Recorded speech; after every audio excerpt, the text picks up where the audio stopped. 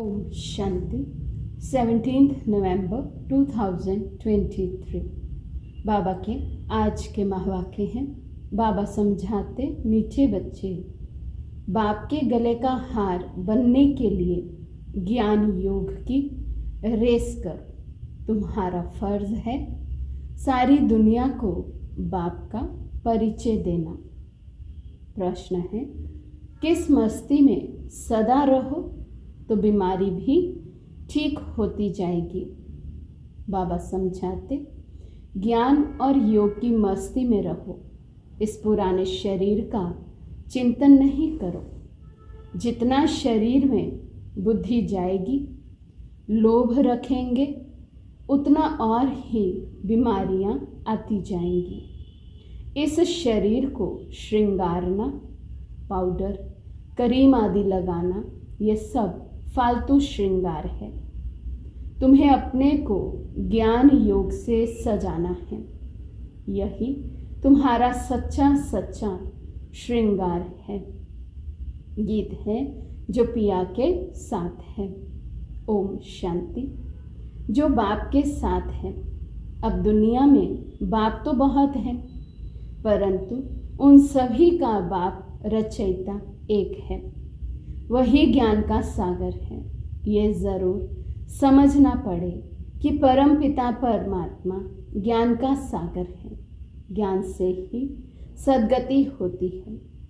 सद्गति मनुष्य की तब हो जब सत्युग की स्थापना होती है। बाप को ही सद्गति दाता कहा जाता है। जब संगम का समय हो तब तो ज्ञान का सागर आकर दुर्गति से सद्गति में ले जाए। सबसे प्राचीन भारत है। भारतवासियों के नाम पर ही 84 जन्म गाए हुए हैं। जरूर जो मनुष्य पहले पहले हुए होंगे वही 84 जन्म लेते होंगे। देवताओं के 84 जन्म कहेंगे तो ब्राह्मणों के भी 84 जन्म ठहरे। मुख्य को ही उठाया जाता है। इन बातों का किसी को भी पता नहीं है। जरूर ब्रह्मा द्वारा ही सृष्टि रचते हैं। पहले पहले सूक्ष्म लोक रचना है, फिर ये स्थूल लोक। ये बच्चे जानते हैं सूक्ष्म लोक कहाँ है, मूल लोक कहाँ है। मूल वतन, सूक्ष्म वतन, स्थूल वतन, इसको ही त्रिलोक कहा जाता है। जब त्रिलोकीनाथ कहते हैं तो उसका अर्थ भी चाहिए ना। कोई त्रिलोक होगा ना। वास्तव में त्रिलोकीनाथ एक बाप ही कहला सकते हैं और उनके बच्चे कहला सकते हैं। यहाँ तो कई मनुष्यों के नाम हैं त्रिलोकीनाथ, शिव, ब्रह्मा, विष्णु, शंकर आदि। ये सब नाम भारतवासियों ने अपने ऊपर रखा दिए हैं। डबल नाम भी रखाते हैं, राधे कृष्ण, लक्ष्मी नारायण। अब ये तो किसी को पता नहीं। राधे और कृष्ण अलग अलग थे। वे एक राजधानी का प्रिंस था, वे दूसरी राजाई की प्रिंसेस थी। ये अभी तुम जानते हो। जो अच्छे अच्छे बच्चे हैं उन्हों की बुद्धि में अच्छी अच्छी पॉइंट्स धारण रहती है। जैसे डॉक्टर्स जो अच्छा होशियार होगा उनके पास तो बहुत दवाइयों के नाम रहते हैं। यहाँ भी ये नई नई पॉइंट्स बहुत निकलती रहती है। दिन प्रतिदिन इन्वेंशन होती रहती है। जिन्हों की अच्छी प्रैक्टिस होगी वे नई नई पॉइंट्स धारण करते होंगे। धारण नहीं करते हैं तो महारथियों की लाइन में नहीं लाया जा सकता। सारा मदार बुद्धि पर है और तकदीर की भी बात है। ये भी ड्रामा में है ना। ड्रामा को भी कोई नहीं जानते हैं। ये भी समझते हैं कर्म क्षेत्र पर हम पाठ बजाते हैं, परंतु ड्रामा के आदि मध्य अंत को नहीं जानते तो गोया कुछ भी नहीं जानते। तुमको तो सब कुछ जानना है। बाप आए हैं, बच्चों को मालूम पड़ा तो बच्चों का फर्ज है औरों को भी परिचय देना, सारी दुनिया को बतलाना फर्ज है, जो फिर ऐसे ना कहें कि हमको मालूम नहीं था। तुम्हारे पास बहुत आएंगे, लिटरेचर आदि बहुत लेंगे। बच्चों ने शुरू में साक्षात्कार भी बहुत किया है। ये क्राइस्ट, इब्राहिम भारत में आते हैं, बरोबर भारत सबको खींचता रहता है। असल तो भारत ही बेहद के बाप का बर्थ प्लेस है ना, परंतु वे लोग इतना कुछ जानते नहीं हैं कि ये भारत भगवान का बर्थ प्लेस है। भल कहते भी हैं शिव परमात्मा, परंतु फिर सबको परमात्मा कह देने से बेहद के बाप का महत्व गुम कर दिया है। अभी तुम बच्चे समझाते हो भारत खंड सबसे बड़े ते बड़ा तीर्थ स्थान है। बाकी और सब जो भी पैगंबर आदि आते हैं वे आते ही हैं अपना अपना धर्म स्थापन करने। उनके पिछाड़ी फिर सब धर्म वाले आते जाते हैं। अभी है अंत, कोशिश करते हैं वापस जाएं, परंतु तुमको यहाँ लाया किसने? क्राइस्ट ने आकर क्रिश्चियन धर्म स्थापन किया, उसने तुमको खींच कर लाया। अभी सब तंग हुए हैं वापस जाने के लिए। ये तुमको समझाना है, सब आते हैं अपना अपना पार्ट बजाने।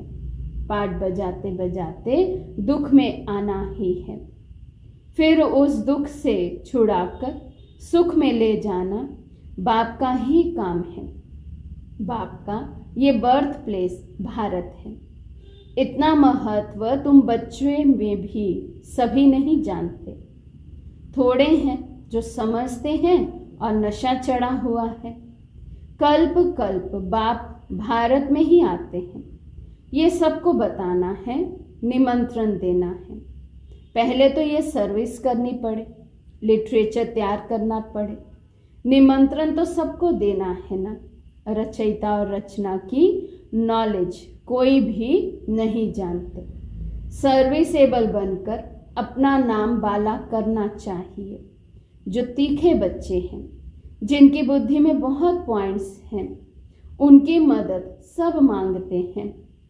उनके नाम ही जपते रहते। एक तो शिव बाबा को जपेंगे, फिर ब्रह्मा बाबा को, फिर नंबरवार बच्चों को।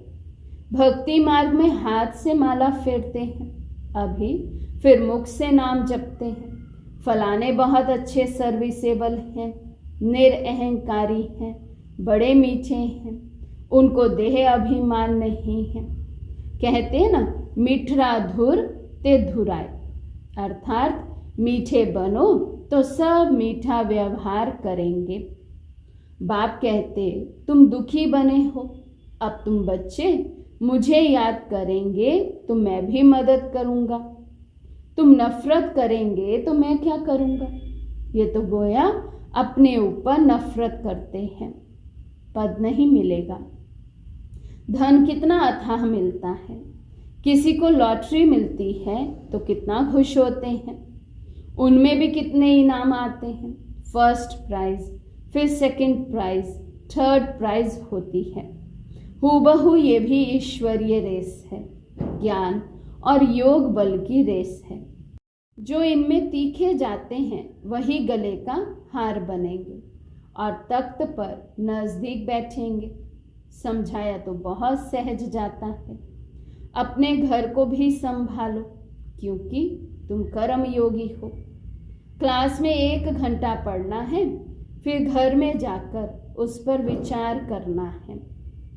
स्कूल में भी ऐसे करते हैं ना, पढ़कर फिर घर में जाकर होमवर्क करते हैं। बाप कहते हैं 1 घड़ी आधी घड़ी। दिन में 8 घड़ियाँ होती है ना, उनसे भी बाप कहते 1 घड़ी, अच्छा आधी घड़ी, 15-20 मिनट भी क्लास अटेंड कर, धारणा कर, फिर अपने धंधा धोरी में जाकर लगो। आगे बाबा तुमको बिठाते भी थे कि याद में बैठो, स्वदर्शन चक्र फिराओ। याद का नाम तो था ना। बाप और वर्षे को याद करते करते स्वदर्शन चक्र फिराते फिराते जब देखो नींद आती है तो सो जाओ, फिर अंतमति सोगति हो जाएगी। फिर सवेरे उठेंगे तो वही पॉइंट्स याद आती रहेगी।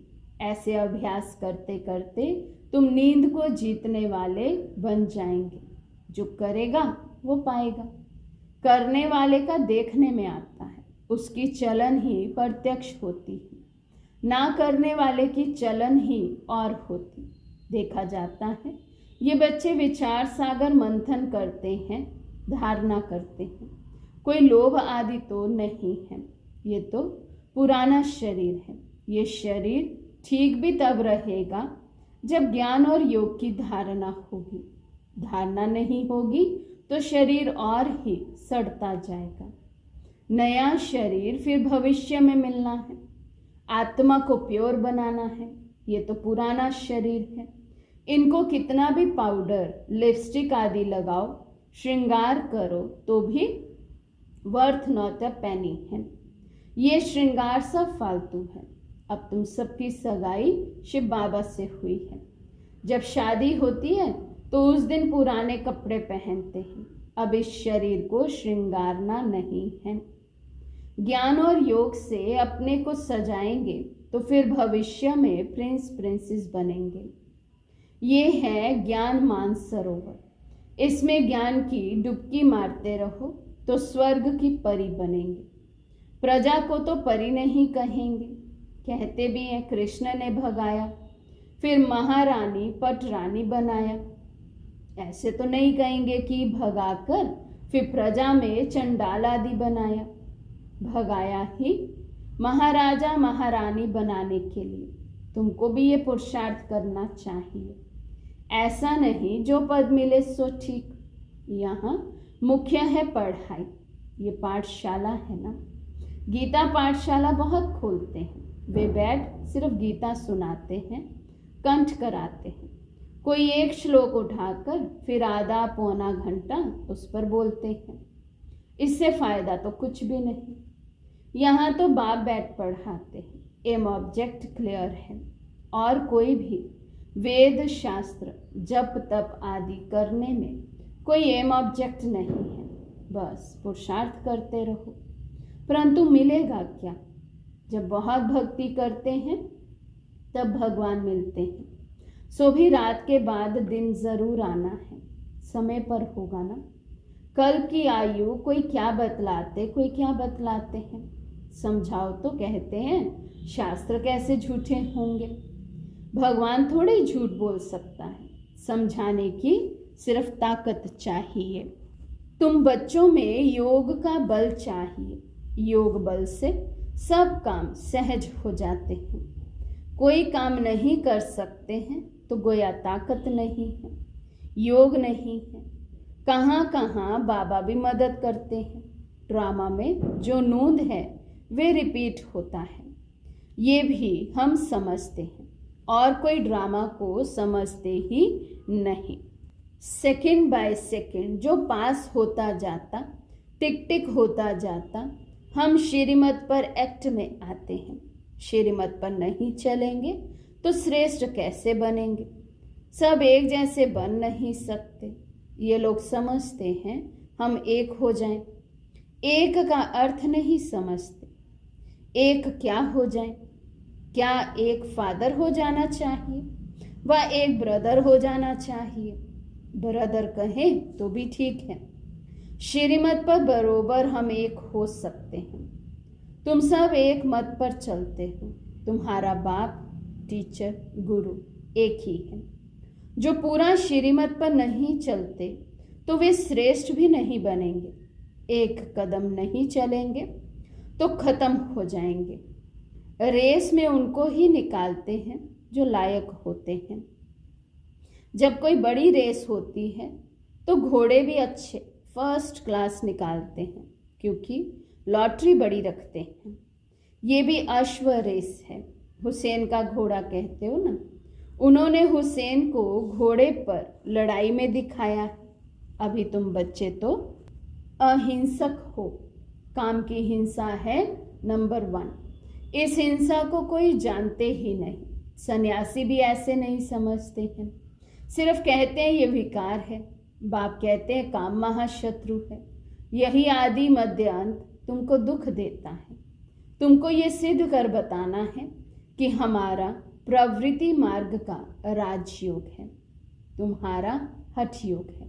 तुम शंकराचार्य से हठ योग सीखते हो, हम शिव आचार्य से राजयोग सीखते हैं। ऐसी ऐसी बातें समय पर सुनाना चाहिए। कोई तुमसे पूछे कि देवताओं के 84 जन्म हैं, तो भला इन क्रिश्चियन आदि के कितने जन्म हैं? बोलो ये तो तुम हिसाब करो ना। 5000 वर्ष में 84 जन्म हुए, क्राइस्ट को 2000 वर्ष हुए, हिसाब करो। एवरेज कितने जन्म हुए? 30-32 जन्म होंगे। ये तो क्लियर है। जो बहुत सुख देखते हैं वे दुख भी बहुत देखते हैं, उन्हों को कम सुख कम दुख मिलता है। एवरेज का हिसाब निकालना है। पीछे जो आते हैं वे थोड़े थोड़े जन्म लेते हैं। बुद्ध का, इब्राहिम का भी हिसाब निकाल सकते हैं, करके 1-2 जन्म का फर्क पड़ेगा। तो ये सब बातें विचार सागर मंथन करना चाहिए। कोई पूछे तो क्या समझाएं? फिर भी बोलो, पहले तो बाप से वर्षा लेना है ना। तुम बाप को तो याद करो।